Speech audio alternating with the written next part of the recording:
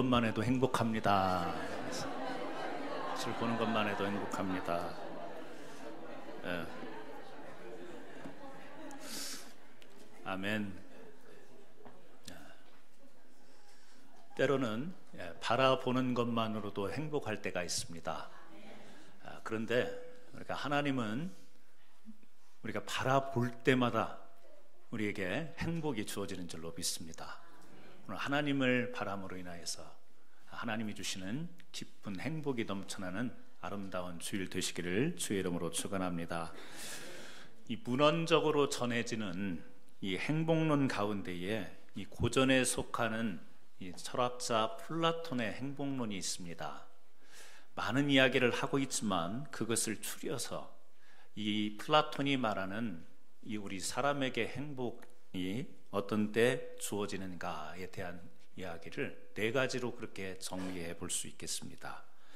플라톤은요, 행복의 조건을 네 가지로 이야기를 했는데, 첫 번째는 조금 부족한 듯한 재산, 두 번째는 사람들의 절반 정도가 인정해 줄 만한 명예, 세 번째는 두 사람에게는 이괴돼 한 사람에게는 질 정도의 체력, 네 번째는 웅변을 했을 때 절반 정도만 칭찬하는 웅변력, 그렇게 이야기를 합니다.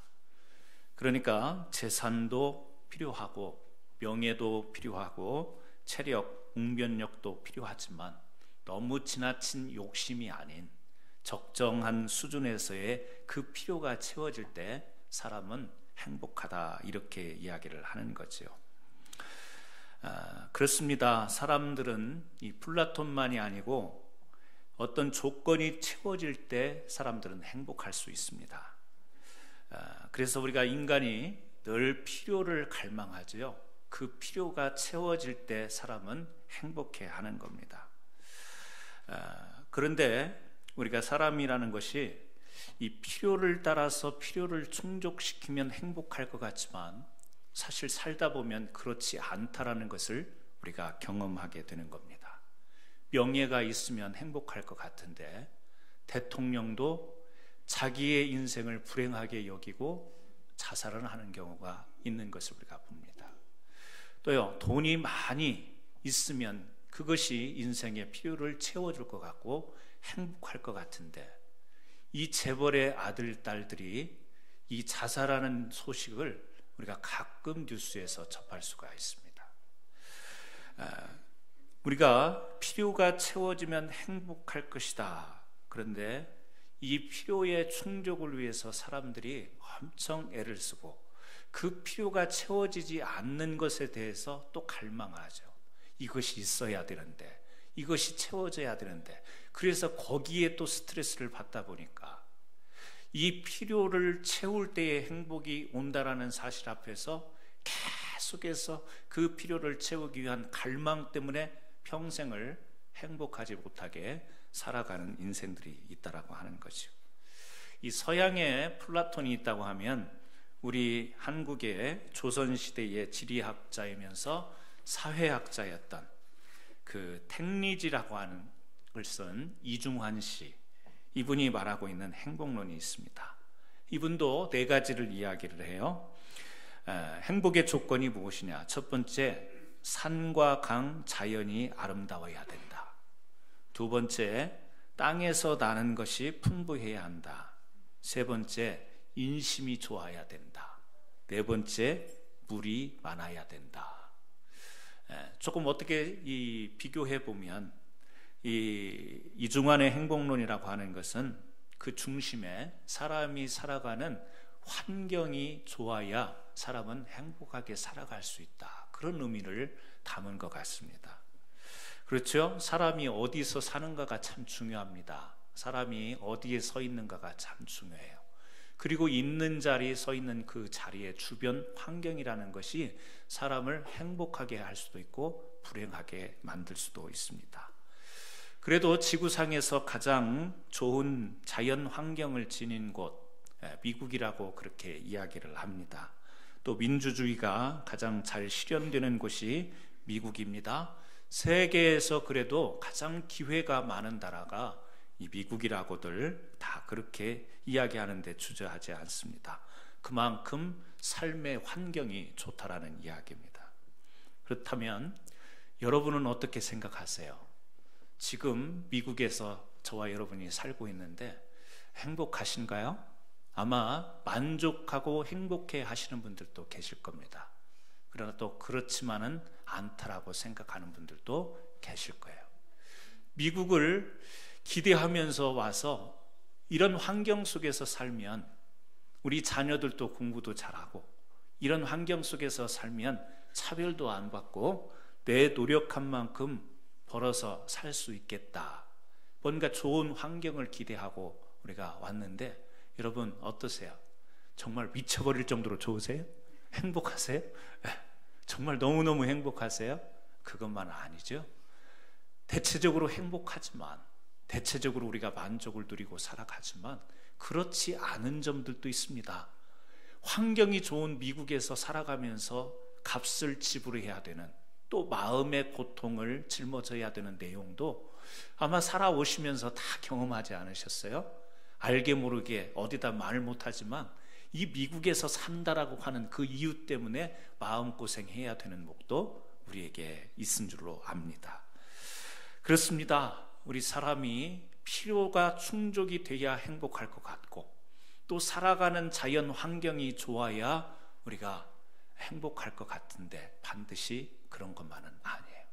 사람이 진짜 행복한 것은요, 특별히 우리는 하나님의 사람들로 하나님이 지으신 세계를 인정하고 하나님께서 우리를 인도하시고 계획하시고 섭리하시는 것을 인정하는 우리, 왜 그렇죠? 영적인 존재로 지음을 받았기 때문에. 그래서 이 세상의 사람들이 가장 행복을 느낄 수 있는 것은 언제냐? 영적인 안정감을 누리게 될 때. 사람은 영적인 안정이 될 때 가장 행복할 수 있다. 왜요? 우리가 영적인 존재이기 때문에 그렇습니다. 여러분들도 아마 경험하시죠? 신앙생활 하면서 아무리 수없는 문제가 있고 내가 힘든 삶의 환경과 조건이 주어졌다 할지라도 하나님이 나와 함께 하시고 나를 붙들어 주시고 나를 인도하신다는 것을 느낄 때 우리는 거기서요 영적인 안정감을 가져요. 삶은 안정되지 않았어요. 여전히 삶은 불안하고 불확실하고 이래요. 그럼에도 불구하고 하나님이 함께 하신다라는 사실, 내 안에 계신다라는 사실이 나로 하여금 영적으로 안정하게 만들어주는 거예요. 그때 우리는요 큰 세상에서 주는 행복은 아니겠지만 그런 하나님의 함께 하시는 안정으로 우리는 행복을 향해 나갈 수 있는 겁니다. 안정감의 반대는 뭐죠? 불안감입니다. 불안은 어디에서 옵니까? 두려움에서 와요. 그러면 이 두려움은 또 어디서 오는가요? 불확실해서 오는 겁니다. 사람이 불안해요. 두려워해요. 왜 그렇죠? 모든 것이 불확실하기 때문에 그래요. 내일을 왜 우리가 불안해해요? 왜 우리에게 미래가 다가오는 것이 두려워요? 불확실하기 때문에 그래요. 확실하지 않기 때문에. 그래서 사람들은 확실한 것은 우리가 확실한 것을 추구하고 싶지만 그것은 불가능하기 때문에 뭐죠? 알고 싶어하고 그래도 확실한 것에 가깝게 가기를 원하면서 사람이 어떻게 되죠? 의존적이 되는 거예요. 두려우니까, 불안하니까 의존적이 돼요. 그래서 이것을 좀 붙들려고 하는 성향. 그래서 우리가 종교학에서 말하는 이 사람들의 종교심, 우리가 말하는 신앙이 아니라 이 종교심은요 두렵고 불안하고 불확실하기 때문에 뭔가 안정된 것을 추구하기 위해서 붙들고 싶고 의존하고 싶고, 그래서 자꾸 사람들이 의지하는 것, 그래서 사람들이 하나님 이외에 다른 의존하는 신들, 우상들, 의존하는 것들, 그런 것들을 만들어 놓고 거기에 자기의 마음을 내어놓는 것이죠. 여러분, 그때 우리가 잘 붙들어야 됩니다. 불안하고 두렵고 불확실할 때 우리가 무엇을 붙들어야 되는가, 그걸 잘 붙들어야 되는 거예요. 우리는 이미 하나님 앞에서 믿음으로 하나님을 바라보고 하나님을 붙잡았기 때문에 하나님이 주시는 안정감으로 인해서 우리는요 오늘 누가 뭐라고 해도 우리는 행복한 믿음의 삶을 지금 살아가게 되는 거예요. 그럼에도 성경은 오늘 우리들에게 이야기를 하고 있어요. 어떻게요? 호세아서의 주제가 뭐냐? 하나님을 바라봐라. 오늘 우리가 말씀을 읽었습니다. 호세아서 12장 6절에 마지막에 그렇죠? 항상 너의 하나님을 바랄지니라. 개역 개정에는 이렇게 나와 있고 우리 개역 성경에는 하나님을 바라봐라 그렇게 나와 있습니다. 바라볼지라. 하나님을 바라보는 것, 이것이 바로 호세아서의 주제입니다. 왜 하나님을 바라봐야 되는가? 우리의 인생이 진정한 행복을 향해 나아갈 수 있는 비결이 바로 하나님을 바라보는 것이기 때문에. 그래서요, 호세아서에 보면 누가 대표로 나와요? 이스라엘 백성들이 하나님을 항상 바라봐야 행복하고 그들의 인생이 올바르게 나갈 수 있는데, 호세아서에서 하나님이 말씀하시는 바는 뭐예요? 두렵고 불안하고 불확실하니까 하나님만을 바라봐야 됐던 이스라엘 백성들이 자꾸 다른 것을 의존하는 거예요. 자꾸 다른 것을 붙들려고 하는 거예요. 그런 이스라엘 백성을 향해서 너희가 하나님을 항상 바라봐야만 너희들이 제대로 된 인생을 살 수 있다, 이것을 이야기하는 겁니다. 왜요? 하나님을 바라봐야 가짜를 벗어버릴 수 있기 때문에 그렇습니다. 항상 하나님을 바라볼 때 우리는요, 진리 가운데 거할 수 있기 때문에 그렇습니다. 오늘 여기 3절부터 6절까지 이야기는 누구의 이야기냐면 야곱의 이야기예요. 야곱이 어떤 사람이었죠? 형 에서에게 이 붉은 죽을 통해서 장자의 축복을 빼앗아 온 사람이에요. 속여가지고 어머니하고 같이 협조해가지고 장자의 축복을 빼앗아 왔어요. 팥죽이라고 이야기하는데 팥죽 한 그릇에. 그래서 자기에게 이제 축복이 임했는가? 사실은 하나님께서 야곱에게 이미 언약으로 그를 축복하실 것을 약속하셨어요. 그런데 하나님이 주신 방법이 아니라 자기의 방법으로 형 에서의 장자의 축복권을 빼앗아 왔어요. 왜? 그렇게 하면 자기가 행복할 것 같으니까. 그렇게 하면 자기의 필요를 충족시킬 수 있을 것 같으니까 자기 생각으로, 자기 계획으로, 자기 방법으로 축복권을 빼앗아 왔어요. 그런데 어떻게 됐어요? 뺏어온 것만큼 행복했나요? 아니죠. 당장 형이 자기를 죽이려고 해요. 그래서 지금 집을 떠나야 했어요. 삼촌의 집을 가긴 하지만 그 마음속에 집을 떠나서 형이 그 화가 나가지고 자기를 해하려고 하는 그런 상황 가운데서 자기는 그 축복권, 장자의 축복권을 빼앗으면 당장 뭐가 되는 줄 알았단 말이죠. 그런데 그게 아니었어요. 곤고해요. 마음속이 처량해요. 그런 가운데에 지금 집을 나와서 삼촌 집을 향해 가는 가운데 하나님이 이 야곱을 만나주세요. 어디에서요? 베델에서. 그래서 야곱이 거기에서 천사와 함께 씨름을 하죠. 환도뼈가 부러진 만큼 놔주지 않고. 왜 이 천사를 놔주지 않죠? 나는 내가 행복을 추구했는데, 축복을 추구했는데 지금 내 마음은 그게 아니라는 거예요. 내 마음은 내 생각처럼 아닌데 왜 이렇게 됐을까? 자신을 한탄하면서 자신을 후회하는 그런 마음들, 감정들이 담겨 있는 가운데 내가 이대로는 아니다, 이 모습을 기대했던 것은 아니라는 간절한 마음으로 천사와 씨름하는 거죠. 그때 성경은 뭐라고 이야기해요? 하나님이 만나 주셨다라는 거예요. 누구를? 야곱을. 가짜 축복으로 향해서 자기가 하나님이 주신 축복이 아닌 자기가 만들어낸 가짜 축복, 가짜 행복, 가짜 인생을 살아가려고 했던 이 야곱을 하나님이 어떻게 했어요? 만나 주신 거예요. 그래서 거기에서 야곱이 새로운 마음과 새로운 자세로 변하게 되는 거죠. 그 이야기를 지금 하고 있는 거예요. 4절에 천사와 겨루어 이기고 울며 그에게 간구하였으며 하나님은 베델에서 그를 만나셨고 하나님이 베델에서 만나 주셨대요. 만나 주셨다라는 이야기는 뭐죠? 야곱이 하나님을 보게 된 거예요. 하나님을 바라봤다라는 게 무슨 이야기죠? 하나님을 예배했다라는 거예요. 베델에서 예배가 이루어진 거예요. 왜? 거기에서 자기 가짜를 내려놓고 하나님의 진실을 보고 하나님의 함께 하심을 제대로 바라볼 수 있었기 때문에 그것이 뭐예요? 예배였다는 거예요. 그래서요, 이 야곱 이야기를 하면서 이스라엘 백성들에게 지금 호세아서에서 하나님은 이야기하는 거예요. 야곱이 가짜 축복, 가짜 인생으로 살아가다가 하나님을 만나서 새롭게 되었지 않느냐, 진짜 축복의 사람이 된 것처럼 너희들이 지금 무엇을 의지하냐? 너희들은 하나님의 백성들인데 지금 너희들이 무엇을 바라보면서, 세상을 바라보면서, 다른 것을 바라보면서 너희의 갈 길을 지금 찾고 있느냐? 아니다. 항상 하나님만 바라볼지니라. 지금 그 이야기를 하는 거예요. 그러면서요 12장과 13장의 전체적인 내용을 보니까 하나님께서 네 가지를 이야기해요. 왜 이스라엘 백성들이 하나님을 보지 못하는가? 첫 번째는요 헛된 투자예요. 12장 1절을 보세요. 에브라임은 바람을 먹으며 동풍을 따라가서 종일토록 거짓과 포악을 더하여 아수르와 계약을 맺고 기름을 애굽에 보내도다. 에브라임은 이스라엘을 이야기해요. 그런데 지금 무슨 이야기냐면 아수르와 애굽에 의존한다, 그 이야기예요.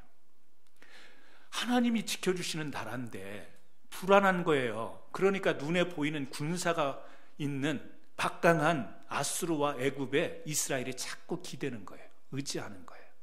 이 사람들한테 조금 붙으면 우리가 그래도 좀 안전하겠다. 이 사람들에게 조금 잘 보이고 도움을 받으면 그래도 우리가 행복하겠다. 이런 생각을 하는 거예요. 그런데 하나님은 그게 뭐라고요? 헛된 투자라는 거예요. 잘못된 투자. 여러분, 우리가 살아가면서 투자라고 하는 것은요, 무엇을 집어넣어서 얻는 것을 투자라고 이야기를 해요. 그죠? 투자, 집어넣어서 뭔가를 받는 것. 이스라엘 백성들이 아수르와 애굽에 뭔가 자기네들의 어떤 것을 쏟아 부으면 거기에서 진짜 행복이 주어질 거라고 생각했지만 하나님은 그것이 헛된 투자다, 잘못된 투자다. 어디에요? 그들의 열정과 그들의 마음과 그들의 예배는 하나님을 바라봐야 됐어요. 그것을 12장 1절에서 이야기를 하고 있습니다. 두 번째는요 12장 7절에서 8절 말씀이에요. 그는 상인이라 손에 거짓 저울을 가지고 속이기를 좋아하는도다. 에브라임이 말하기를 나는 실로 부자라. 내가 재물을 얻었는데 내가 수고한 모든 것 중에서 죄라 할 만한 불의를 내게서 찾아낼 자가 없으리라 하거니와. 무슨 이야기죠? 이스라엘 백성들이 장사를 해서 돈을 버는데 속여서, 저울을 속여가지고 부당한 방법으로 돈을 벌었어요. 그런데 그 돈을 벌어놓고 사람들 앞에 자랑을 하는 거예요. 나는 이렇게 부자가 됐다. 어떻게 해요? 열심히 일해서, 정말 열심히 땀 흘리고 수고해서 정당한 방법으로 나는 이렇게 일해서 돈을 벌었다. 실제는요 저울을 속여가지고 가짜로 장사해서 벌은 것인데 자기는 정당하게 벌었다. 그러면서 뭘 해요? 자랑을 하는 거예요. 이스라엘 백성들의 상태를 지적합니다. 뭐죠? 헛된 자랑 속에 가짜가 담겨 있는 거예요. 사람이 막 자랑하다 보면요 막 과장되는 경향이 있어요. 전에 한국의 국무총리였던 정운찬 국무총리인가요? 제가 끝자를 모르겠는데 이분이 기자들과 같이 간담회를 하면서 한 이야기가 있어요. 이분이요 국무총리가 돼가지고 한국에 이제 그 사람들의 시민들의 살아가는 모습을 직접 보고 싶다 그래서 지하철로 이제 출퇴근을 하면서 우리나라 이 지하철을 타고 다니면서 여자분들이 많이 하는 내용이 뭔가를 관심 있게 들었대요. 이렇게 옆에서 엿들으면서 주로 하는 이야기가 뭔가 그랬더니 놀랍게도 우리나라 여자분들이 지하철 속에서 대화 나누는 내용이 뭔지 아세요? 평등이래. 평등. 차별하지 않는 평등. 굉장히 수준 높잖아요 우리나라 여성들이. 평등을 이야기하는, 차별을 하지 않고. 그래서 기자들이 우리나라 여성들이 지하철에서 그렇게 평등을, 정치 아니면은 뭐 그런 사회적인 문제를 이슈를 갖고 이야기하는가요? 그랬더니 이 국무총리가 그러더래요. 그게 아니고 아파트 평수를 자랑하고 자기 자식들의 학교에서 등수, 성적을 자랑하는 이야기가 대부분이더라는 거예요. 그 평등이 아니고 아파트 평수 자랑하고 아이들, 자녀들 학교에서 등수 좋은 거, 그거 가지고들 화제거리가 그거더라는 거예요. 뭐 다 그랬겠어요. 그런데요 사람이 막 자랑하다 보면 자기도 모르게 막 더해져요. 자랑하다가 더 자랑하고 싶어갖고 막 불려요. 불려. 그래서 자식들 등수 자랑하는데 분명히 등수 속여갖고 이야기할 거예요.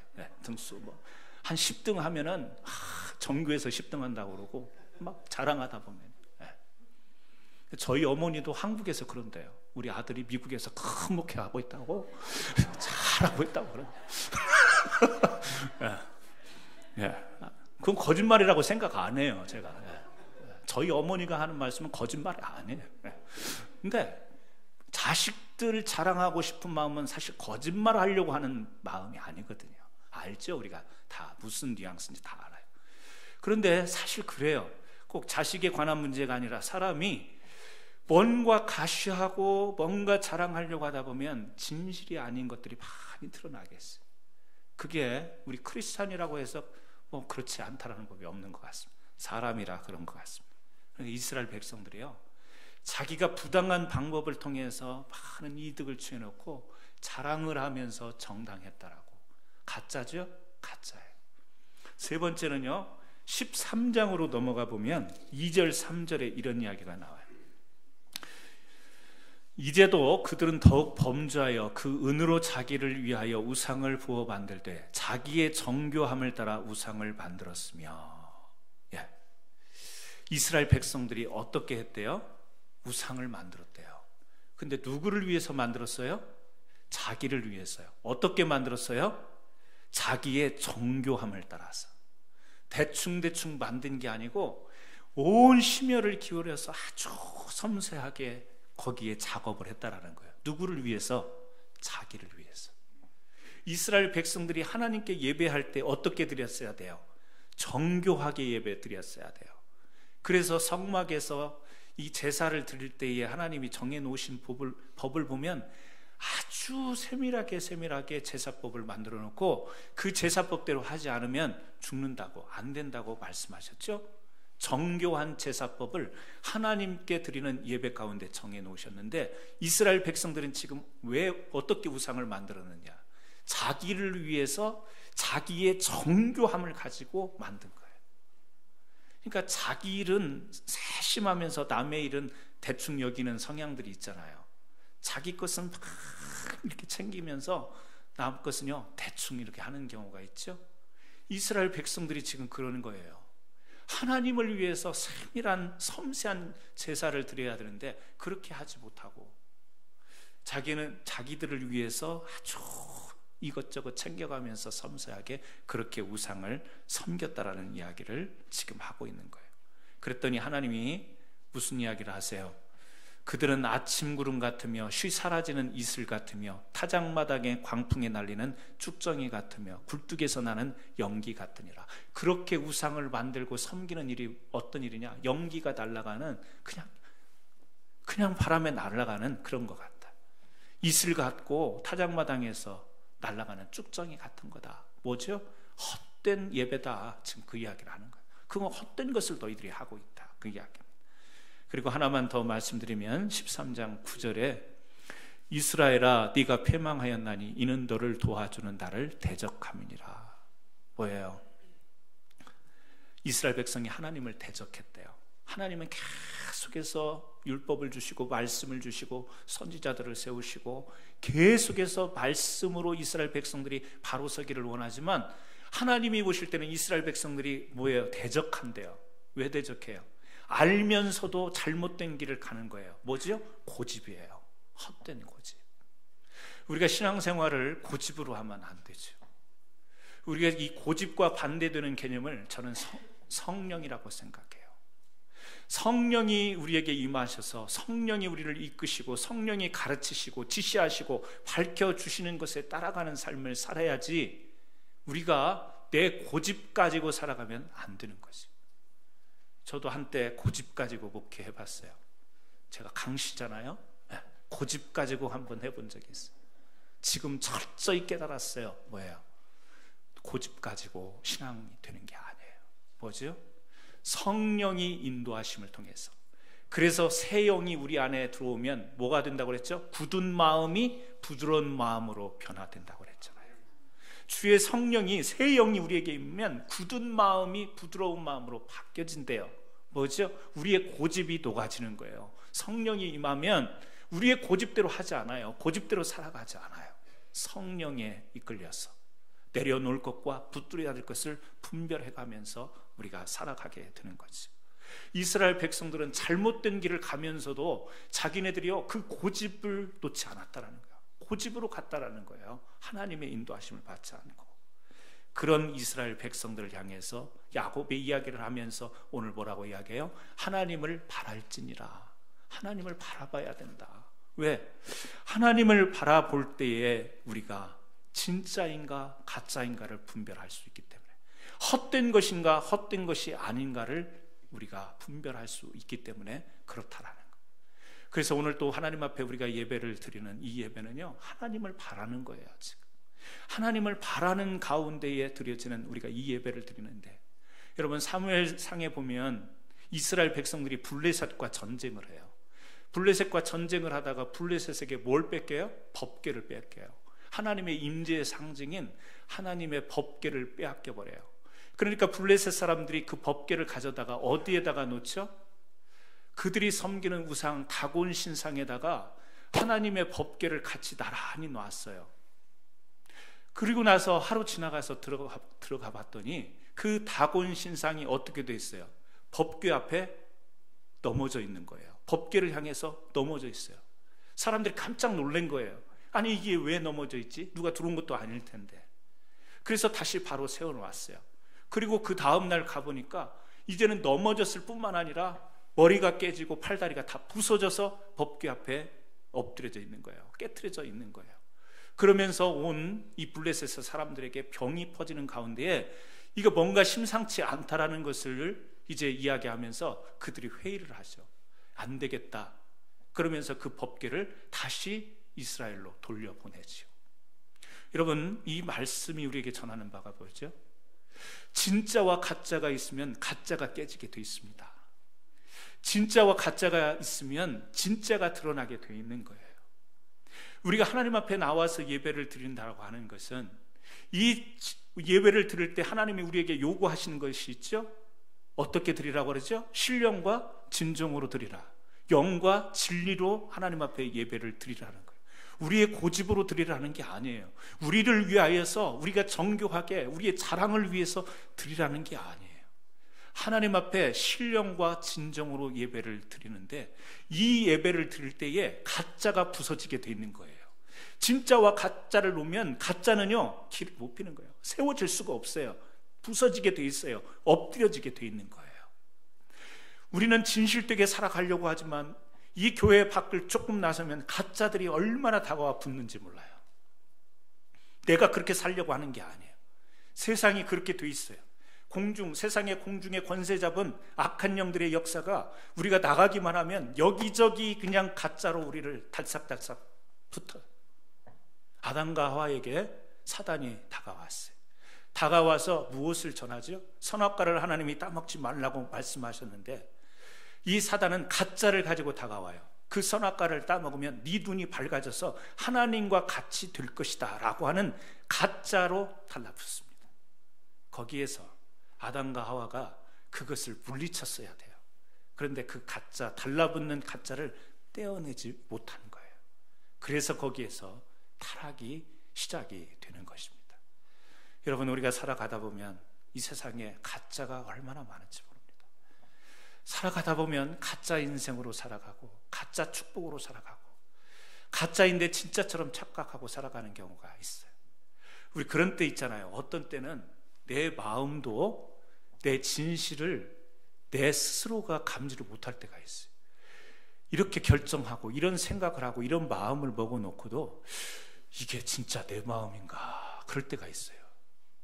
뭔가 해놓고 뒤돌아서서 내가 정말 이게 내 마음일까, 내 마음조차 진실을 우리가 가늠하기 어려울 때가 있는데, 사단은요 세상에서 수없이 많은 것으로, 꼭 사단의 역사가 아닐지라도 얼마나 가짜가 우리들에게 달라붙는지 몰라요.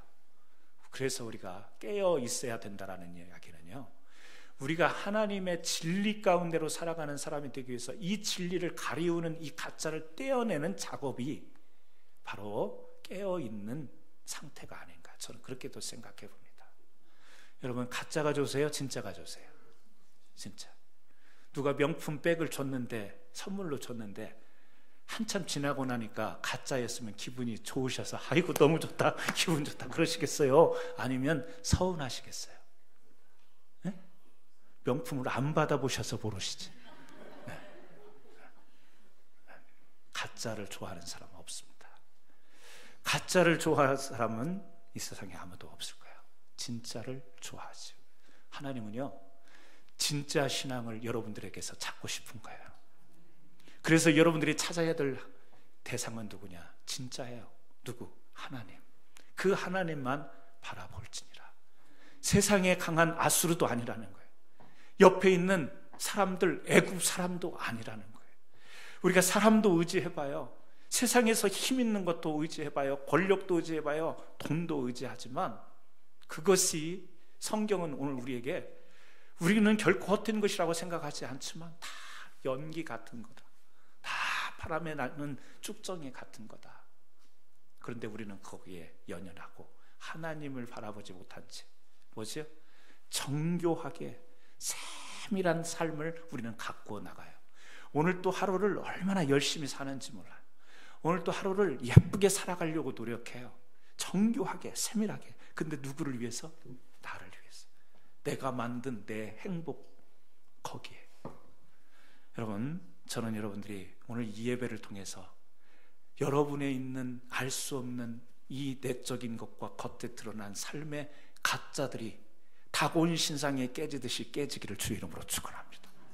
그리고 진짜 하나님의 진리의 말씀이 나를 가르치시고 나를 인도하시고 나의 갈 길을 형통케 하시는 진리의 법궤, 이 말씀만이 여러분 곁에 있기를 주의 이름으로 축원합니다. 그때 우리는요, 영적인 안정감, 영적인 행복을 느낄 수 있게 되는 줄 믿습니다. 두 번째는요, 오늘 이 말씀을 통해서 하나님을 바라봄으로 우리가 깊은 기쁨을 누릴 수 있기 때문에 하나님을 항상 바랄지니라, 이렇게 말씀하고 있습니다. 호세아 13장 4절에서 9절에 보면요, 호세아의 결론의 말씀이 나와요. 어떤 결론의 말씀이냐? 우리 같이 한번 천천히 합독으로 4절부터 8절까지 같이 한번 읽겠습니다. 그러나 애굽 땅에 있을 때부터 나는 네 하나님 여호와라. 나밖에 네가 다른 신을 알지 말 것이라. 나 외에는 구원자가 없느니라. 내가 광야 마른 땅에서 너를 알았거늘 그들이 먹여준 대가로 배가 불렀고 배가 부르니 그들의 마음이 교만하여 이로 말미암아 나를 잊었느니라. 그러므로 내가 그들에게 길가에 기다리는 표범 같으니라. 내가 새끼 잃은 곰같이 그들을 만나 그의 염통을 찢고 거기서 암사자같이 그들을 삼키리라. 들짐승들이 그를. 아멘. 하나님은요, 애굽에 있기 전부터 계셨던 하나님이요, 이스라엘과 함께 하셨던 하나님이십니다. 그런 하나님, 무슨 이야기냐면 지금은 심판과 같고 지금은 징계와 같은 것으로 그들을 인도하셨지만 하나님 안에는 항상 뭐가 있어요? 백성에 대한 사랑이에요. 백성에 대한 관심입니다. 그래서 이 관심과 이 사랑을 가지고 이스라엘 백성들을 어떻게 해요?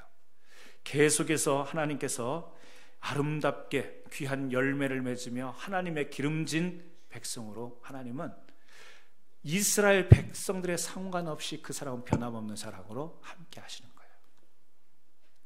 오늘 우리가 하나님 앞에서 그런 깨달음을 이미 가지고 있지만 우리가 하나님 앞에 하나님이 돌아오라 그렇게 말씀하셨을 때는 우리를 사랑하셨기 때문에 그런 거예요. 사랑하시기 때문에요. 그리고 사랑하실 것이기 때문에 우리는 하나님께서 돌아오라는 거예요. 징계가 매를 들어서 채찍이 미움이 아니에요. 사랑이에요. 그래서 그런 말씀을 하죠. 내가 그들의 반역을 고치고 기쁘게 그들을 사랑하리니. 반역했지만 고치고 어떻게 하겠다라는 거예요? 계속해서 사랑하시겠대요. 그의 가지는 퍼지며 그의 아름다움은 감람나무 같고 그의 향기는 레바논의 백향목 같으리니. 반역한 자들인데 그들에게서 향내가 나겠다고 해요. 그들이 번성하겠다라고 이야기를 합니다. 그 나무는 푸른 잣나무 같으며 네가 나로 말미암아 열매를 얻으리라. 헛된 것을 추구했던 이스라엘 백성을 향해서 하나님이 나를 바라보라면서 하시는 말씀이 뭐예요? 너희는 향기 나는 자들이고, 너희는 열매 맺는 자들이고, 너희는요 귀한 존재들이라고 하나님은 그렇게 여겨주세요. 우리가 때로 헛된 길을 걸어가고 잘못된 길을 걸어간다 할지라도 하나님이 그렇게 우리를 붙들어 주세요. 그러면서 하시는 말씀, 우리 이사야 55장 1절 말씀이 있는데요, 제가 읽어드릴게요. 찾으실 수 있는 분들은 찾으셔서 보시면 좋고, 그렇지 않은 분들은 말씀을 보시면 좋겠습니다. 이사야 55장 1절부터 3절입니다. 오호라 너희 목마른 자들아 물로 나오라. 돈 없는 자도 오라. 너희는 와서 먹되 돈 없이 값없이 와서 포도주와 젖을 사라. 너희가 어찌하여 양식이 아닌 것을 위하여 은을 달아주며 배부르게 하지 못할 것을 위하여 수고하느냐. 내게 듣고 들을지어다. 그리하면 너희가 좋은 것을 먹을 것이며 너희 신들이 기름진 것으로 즐거움을 얻으리라. 너희는 귀를 기울이고 내게로 나와 들으라. 그리하면 너희가 영원히 살리라. 내가 너희를 위하여 영원한 언약을 맺으리니 곧 다윗에게 허락한 확실한 은혜니라. 여기에 즐거움을 얻으리라는 단어가 보여요. 그리고 또 하나, 너희 영혼이 살리라, 이런 단어가 보입니다. 하나님 앞에 우리가 돌아갈 때, 하나님을 바라볼 때 하나님은 그것을 약속하세요. 왜요?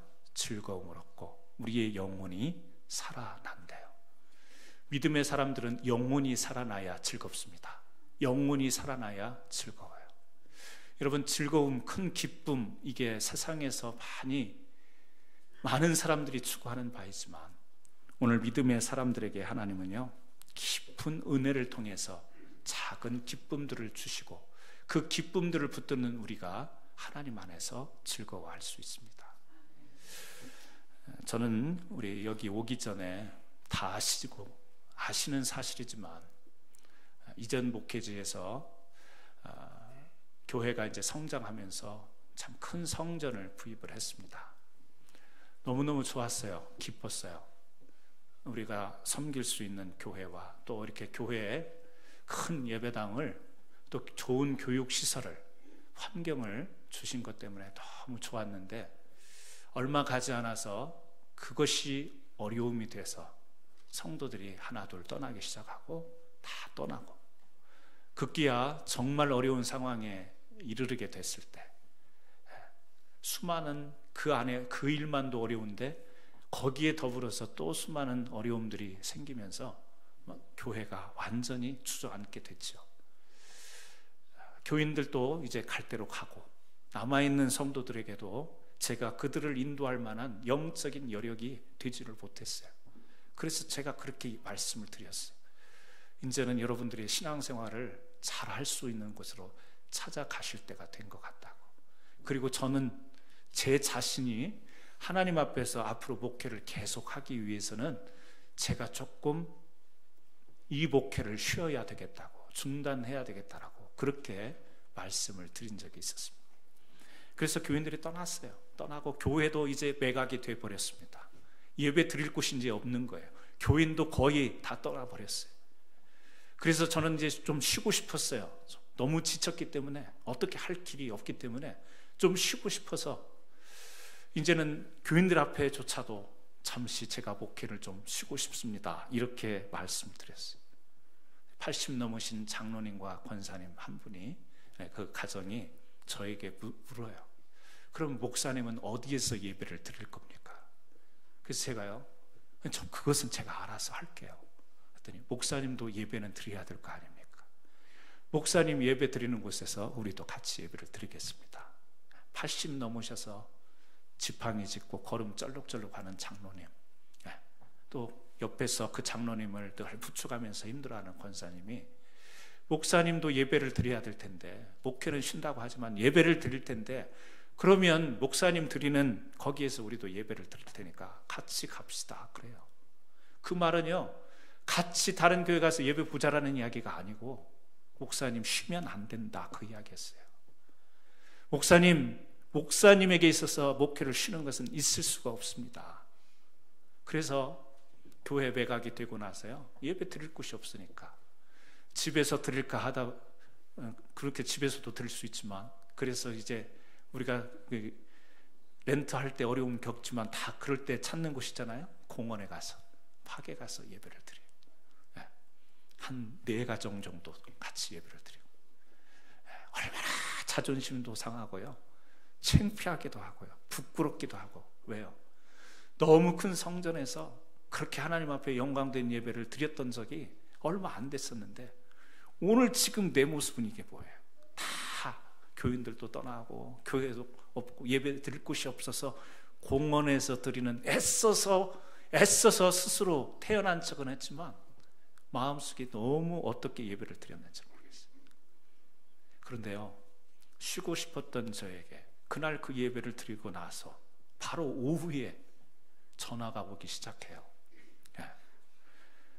그동안에 그 지역에서 알고 있었던 분들이지만 교회 나가지 않았던 분들이 전화가 오기 시작하더니, 목사님 새로 교회 시작했다고 이야기 들었습니다. 무슨 교회를 시작해요? 그러면서 그 교회에 가겠다라는 거. 아니요, 우리 공원에서 예배 드렸는데요, 교회 시작 안 했는데요, 그냥 공원에서 드렸어요. 저는요, 오지 말라는 이야기였어요. 전화가 오고요, 한 가정이 전화가 와요. 2번째 가정에 전화가 와요. 3번째 가정이 전화가 와요. 전화가 아닌 또 방문해서 2가정이 와요. 어떻게 해요? 예배를 안 드릴래야 안 드릴 수가 없는 거예요. 그래서 모였어요. 작자는 또 개척교회가 돼버린 거예요. 그러면 어디서 또 예배를 드려요? 길 가다가, 하나님 도대체 이제 지금 전혀 목회할 수 있는 상황이 아닌 상황으로 하나님 치달았는데 왜 연락이 오고 예배를 또 드려야 되는데 공원에서 어떻게 계속 예배를 드려요? 답답한 심정에 저도 모르게 미국 교회를 들어간 거예요. 큰 교회로 들어갔어요. 저도 모르게 가서 보니까 여러 가지 예배당뿐만 아니라 교실이 클래스룸도 많고 그래요. 그래서 그냥 오피스를 놓고해서 들어가서 자연스럽게 그냥 이야기를 했어요. 우리 좀 예배 처소를 찾고 있는데 여기에서 좀 스페이스를 좀 허락해 줄 수 있느냐. 그랬더니 그 교회 아들 목사님이에요. 담임 목사님, 아버지 목사님이 계시고 아들 목사님인데, 아버지가 지금 출타했는데 이야기를 못 해주고 아버지 돌아오면 사정을 이야기를 해보겠다고. 그래서 제가 이제 나오는데요, 그분이 불러요. 그러더니 그러면 어제는 예배를 어디서 드렸냐고 그러더라고요. 그래서 요 앞에 공원에서 예배를 드렸다고. 그랬더니 그러면 다음 주에 그냥 오라고 그래요. 다음 주에 그냥 와서 여기서 예배를 드리라고. 그 조그만 채플실이 있는데 60-70명 들어가는 곳인데 거기에서 예배를 드리라. 그래서 그 다음 주에 거기서 예배를 드린 거예요. 그리고 아버지도 허락을 하시고, 그 옆에 또 주일학생이 있으니까, 또 중고등부도 있으니까 교실 2칸을 더 얻고, 뻔뻔하게도 몇 명 안 되는데 300명 그 친교실을 또 우리가 또 써요. 친교도 해야 되잖아요. 또 그러면서 하루는 하나님 앞에 새벽 기도하는데 하나님 앞에 그런 마음이 드는 거예요. 하나님, 이 렌트, 공원에서 예배를 드다가 렌트로 들어오긴 했지만 제가 목회를 잠깐 중단하고 싶고 쉬고 싶었는데 이렇게 엮어 나가십니까?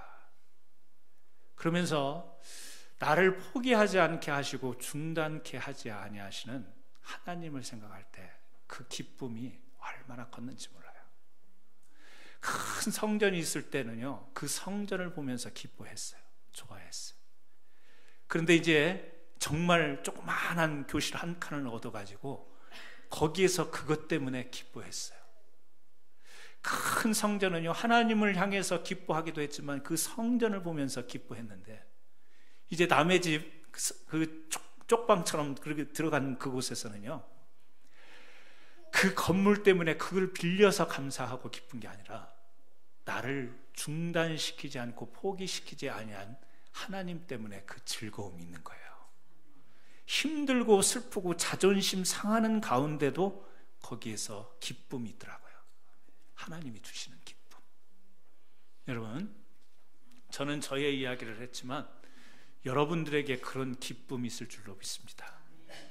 세상에서 얻어지는 큰 기쁨이 아니라 고통 가운데서도, 진짜 말 못하는 힘든 가운데서도 그 순간순간 하나님이 나와 함께 해주신다는 그 사실 앞에 마음이 기쁜 거. 여러분, 그런 거 느껴보셨죠? 그런 거 느끼고 계시죠? 순간순간 지금 병이 들었고 아픈데 아파서 어떻게 할 수가 없는데 그럼에도 하나님이 그 순간순간에 나를 붙들고 지켜주시고 바치고 계시다는 그것 때문에 마음속에 오는 그 작은 기쁨. 물질이 없어서 쫓겨 사는데 여유가 없는데 정말 힘든데 그 가운데서도 까마귀가 물어다주는 그 한 조각 때문에 하나님 참 감사합니다. 이 어려운 속에서 이것을 물어다 주시네요. 그것 때문에 기뻐하시는 그 작은 기쁨. 여러분, 우리는 그 기쁨으로 살아가지 않습니까? 그 작은 기쁨들을 계속해서 우리가 하나님의 공급하심으로 경험하잖아요. 하나님을 바라본다라는 것은 우리는 세상이 주는 엄청난 큰 기쁨, 막 터지는 기쁨, 대박나는 기쁨이 아니라 오늘 작은 거지만 그 안에서 하나님 정말 고맙습니다. 이 쪼가리지만 나에게는 너무 소중한 건데 하나님 고맙습니다 라고 기쁨으로 받아들이면서 그 하나님을 즐거워할 수 있는, 그 하나님을 예배하는, 그 하나님을 바라보는 믿음의 사람들. 여러분, 그런 사람들이 뭐지요? 참된 하나님 안에서 진정한 영적 안정감과 행복으로 살아가게 되는 줄 믿습니다. 저는 오늘 또 여러분 큰 기쁨을 구하지 마시고 여러분 곁에 계시고 여러분 안에서 오늘 또 여러분의 마음을 주장하시고 위로하시고 도와주시는 그 하나님의 작은 기쁨을 세상의 큰 기쁨으로 막아버리지 말고 가리지 말고 그 기쁨을 예배로 표현하시고 그 기쁨을 하나님 앞에 간증하는 저와 여러분 되기를 주의 이름으로 축원합니다. 항상 하나님을 바라보는 저와 여러분 되기를 주의 이름으로 축원합니다. 기도하십니다. 하나님 아버지 감사합니다. 하나님을 바라봐